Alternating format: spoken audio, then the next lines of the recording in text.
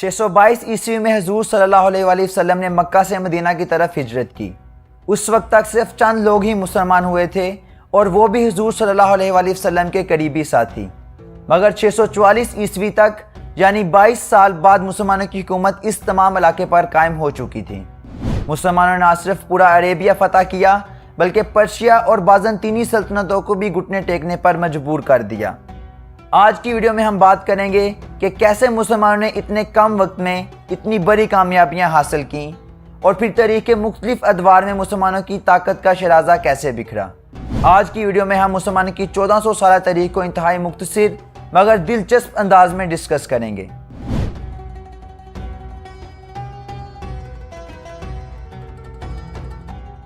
हुजूर सल्लल्लाहु अलैहि वसल्लम की पैदाइश से पहले अरेबिया के इर्द गिर्द दो बड़ी सल्तनतें मौजूद थीं।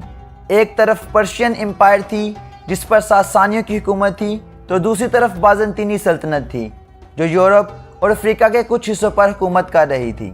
ये दोनों ताकतें सदियों से एक दूसरे के खिलाफ जंगों में मसरूफ़ थीं, मगर दोनों में से किसी भी ताकत ने अरेबिया का रुख नहीं किया था। इसकी वजह यह थी कि यह सारा इलाका सहरा पर मुश्तमिल था।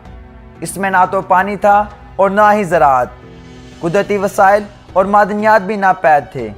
इसलिए दोनों ताकतों ने कभी भी अरेबिया का रुख करने की जहमत नहीं की।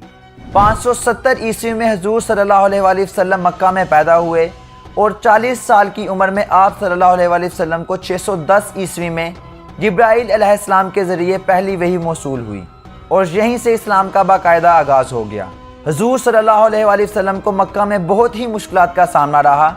इसलिए हुजूर सल्लल्लाहु अलैहि वसल्लम ने 622 ईस्वी में अपने चंद साथियों के साथ मक्का से मदीना की तरफ हिजरत का इरादा फरमाया और यहीं से इस्लामी कैलेंडर यानी हिजरी कैलेंडर का आगाज़ हुआ।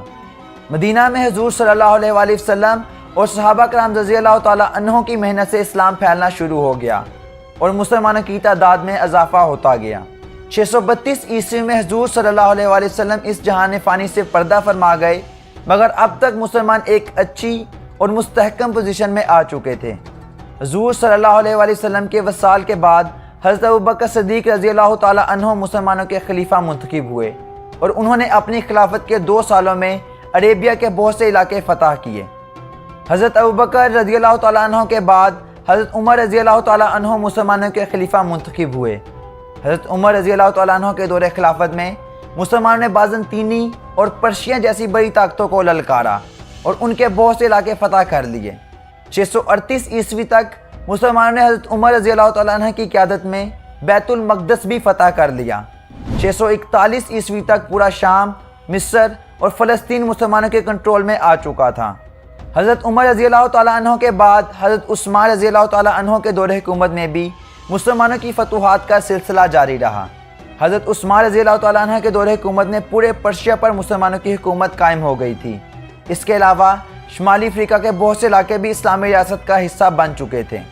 656 ईस्वी में हज़रत उस्मान रज़ियल्लाहु तआला अन्हु एक बगावत में शहीद हो जाते हैं। वो 12 साल तक मुसलमानों के खलीफा रहे। हज़रत उस्मान रज़ियल्लाहु तआला अन्हु की शहादत के बाद हज़रत अली रज़ियल्लाहु तआला अन्हु मुसलमानों के खलीफा मुंतखब हुए, मगर शाम में हज़रत अमीर माविया रज़ियल्लाहु तआला अन्हु कुछ इख्तलाफात की बुनियाद पर हज़रत अली रज़ियल्लाहु तआला अन्हु की खिलाफत को मानने से इनकार कर देते हैं और यूँ मुसलमानों में खाना जंगी शुरू हो जाती है और मुसलमानों की फतूहात का सिलसिला थम जाता है। हज़रत अली रज़ियल्लाहु तआला अन्हु की शहादत के बाद हज़रत अमीर माविया रज़ियल्लाहु तआला अन्हु की हुकूमत कायम हो जाती है। खिलाफत राशिदा का खात्मा हो जाता है और बनु उमैया का दौर शुरू हो जाता है। बनु उमैया के दौरे हुकूमत में मुसलमानों की फतूहात का सिलसिला फिर शुरू हो जाता है। बनु उमैया के दौर में ही तारक बिन ज़ियाद स्पेन के साहिल पर कश्तियाँ जलाते हैं और पूरा स्पेन फतह कर लेते हैं।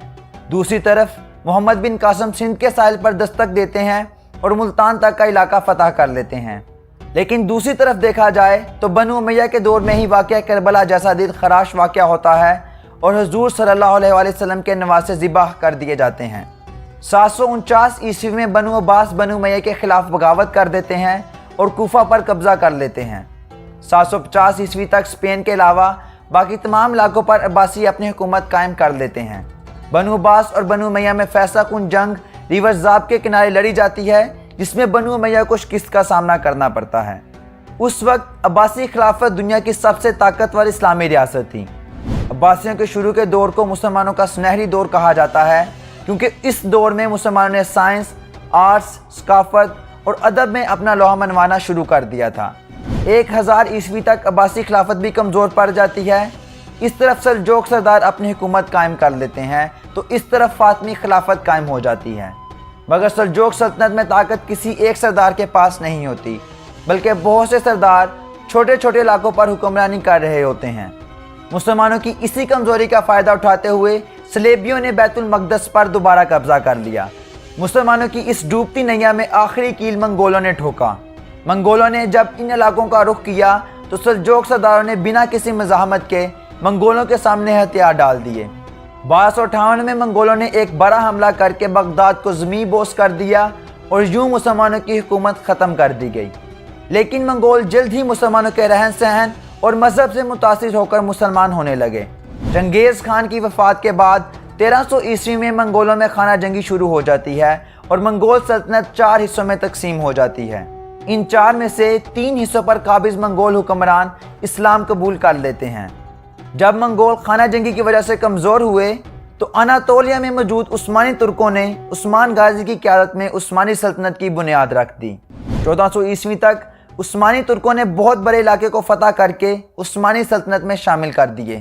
1453 میں سلطان محمد فاتح نے قسطنطنیہ فتح کر کے بازنطینیوں کی 1000 سالہ حکومت ختم کر دی۔ 1492 میں صلیبیوں نے اسپین اور پرتگال میں مسلمانوں کو شکست دی اور اسپین پر دوبارہ کنٹرول حاصل کر لیا۔ 1600 عیسوی تک 3 بڑی اسلامی ریاستیں قائم ہو چکی تھیں۔ پہلی ریاست عثمانی سلطنت تھی جو موجودہ ترکی، مشرقی یورپ اور افریقہ تک پھیلی ہوئی تھی۔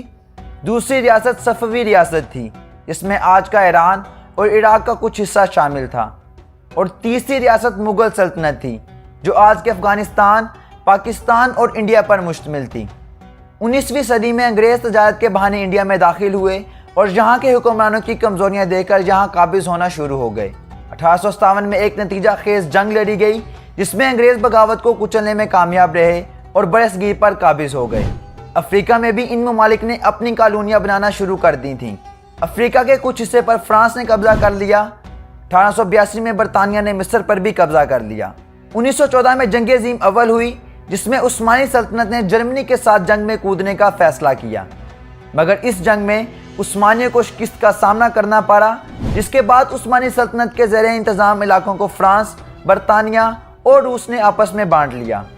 خلافت ختم کر دی گئی اور 1923 میں مصطفیٰ کمال اتا ترک کی قیادت میں ترکی ایک سیکولر ملک بن کر ابھرا۔ جنگ عظیم اول کے بعد انگریزوں نے مختلف ایتھنیسٹیز رکھنے والے لوگوں کو یہاں منتقل کیا اور پھر یہاں پر انتہائی چالاکی سے اس طرح بارڈر کھینچے جس سے مختلف ایتھنیسٹیز کے لوگ ایک ملک میں اکثریت اور دوسرے ملک میں اقلیت میں آ گئے۔ آج اگر مڈل ایسٹ کی یہ حالت ہے تو اس کی وجہ اس وقت کے انگریزوں کی جانب سے اس وقت کھینچے گئے بارڈرز ہیں۔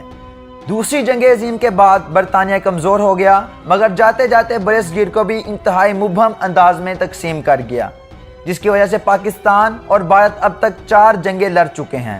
1948 میں جاتے جاتے برطانیہ مڈل ایسٹ کو اسرائیل کا تحفہ دے گیا۔ 1948 میں عرب ممالک اسرائیل کے قیام کے خلاف کھڑے ہوئے، مگر اسرائیل نے برطانوی آشیرواد سے عربوں کو شکست دی اور اپنے پنجے مزید مضبوط کر لیے۔ 20ویں صدی میں عربوں اور اسرائیل میں کئی بار جنگ ہوئی، مگر ہر بار عربوں کو شکست کا سامنا رہا۔ نئے بننے میں مسلم ممالک نے بھی مختلف نظام حکومت قائم کر لیے۔ شام، ترکی اور مصر سیکولر ملک بن کر ابھرے، جبکہ سعودی عرب نے وہابزم اور ایران نے شیعہ کو اپنا طرز حکومت بنایا۔ 1979 میں سوویت یونین نے اپنی فوجیں افغانستان میں اتار دیں۔ امریکہ نے پاکستان اور سعودی عربیہ کی مدد سے سوویت یونین کو افغانستان میں سبق سکھانے کا پلان بنایا۔ پلان کے مطابق پاکستان کو امریکی ڈالروں اور سعودی ریالوں سے مجاہدین تیار کرنا تھے۔ سب کچھ پلان کے مطابق رہا اور سوویت یونین کو افغانستان میں شکست کا سامنا کرنا پڑا۔ 9/11 کے بعد امریکہ افغانستان میں اپنے ہی بنائے ہوئے مجاہدین پر چر دوڑا۔ پاکستان نے ایک بار پھر امریکہ کا ساتھ دیا، جس کے بعد یہی مجاہدین یا طالبان پاکستان کے خلاف ہو گئے، جس کا خمیازہ پاکستان آج تک بھگت رہا ہے۔ 2011 میں مڈل ایسٹ میں عرب سپرنگ کی تحریک شروع ہوئی، جس نے کئی ممالک کے بادشاہوں کا تختہ الٹ دیا، مگر جہاں تختہ نہ الٹایا جا سکا وہاں سول وار نے ملک تباہ کر کے رکھ دیے۔ آج مڈل ایسٹ میں چند ایک ملکوں کے علاوہ باقی تمام ممالک خانہ جنگی کا شکار ہیں۔ ہم نے اس ویڈیو کو مختصر رکھنے کے لیے بہت سے اہم واقعات سکپ بھی کیے تاکہ ویڈیو چھوٹی اور دلچسپ رہے۔ دوسرا، ہم تاریخ کے بہت بڑے ایکسپرٹ نہیں ہیں۔ اگر ہم سے کوئی غلطی سرزد ہو جائے تو کمنٹ کر کے ہماری اصلاح ضرور کر دیجئے۔ ہمیں کمنٹ سیکشن میں بتائیے کہ آپ کو یہ ویڈیو کیسی لگی۔ مزید ویڈیوز کے لیے کتاب ویڈیو کو سبسکرائب کریں اور بیل آئیکن بھی پریس کر دیں۔ ویڈیو دیکھنے کا شکریہ۔